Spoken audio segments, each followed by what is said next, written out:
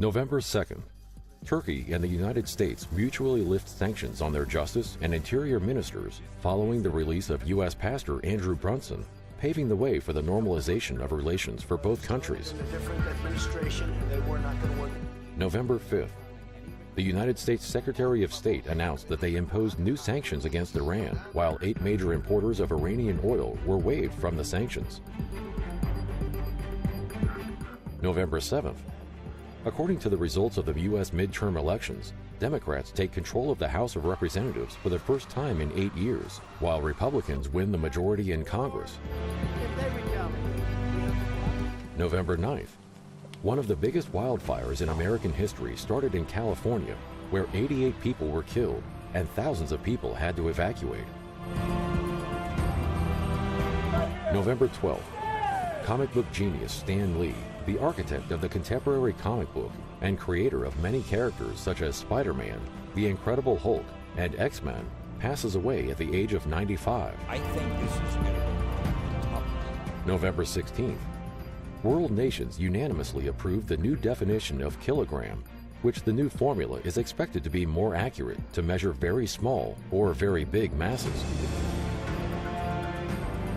November 17th.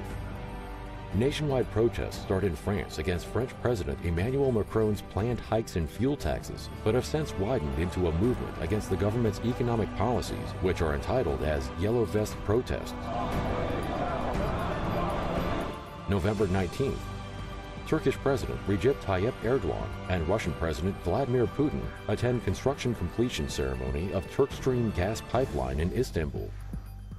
Türk akım, Rus dostlarımızla beraber büyük emek harcadığımız hem ikili ilişkilerimiz hem de bölgemizdeki enerji jeopolitiği bakımından tarihi nitelikte bir projedir. November 19th. The well-known chairman of Nissan and chief executive of Renault, Carlos Ghosn, is arrested due to financial violations in Japan. Ghosn was later sacked from all of his positions. November 25th. European Union officials and United Kingdom Prime Minister Theresa May agreed to endorse the Brexit deal after a meeting in Brussels, a deal which was negotiated for 18 months and will pave the way for the United Kingdom to leave the European Union in 2020. November 25th. Tensions start between Russia and Ukraine after Russian border guards confiscated Ukrainian vessels and arrested sailors on the ship following a standoff at the Sea of Azov. November 30th.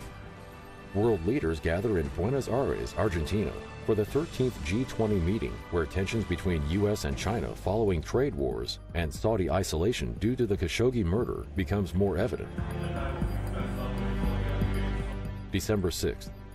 Canada arrests Huawei's global chief financial officer Meng Wanzhou due to allegations of violating U.S. sanctions on Iran, risking to start a new trade war between the United States and China. Without any political involvement or intervention. December 7th. Annegret Kramp-Karrenbauer has been elected as the new leader of ruling Christian Democratic Union Party to replace German Chancellor Angela Merkel. December 11th.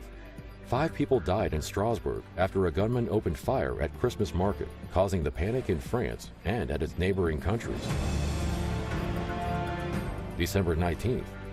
The U.S. President Donald Trump announced the end of the presence of American soldiers in Syria, saying that they have defeated Daesh, the only reason for being present in Syria. And we have won against ISIS. We've beaten them, and we've beaten them badly. We've taken back the land. And now it's time for our troops to come back home. December 23rd. A strong tsunami caused by the eruption of an underwater volcano hit the Indonesian islands of Java and Sumatra, killing hundreds of people.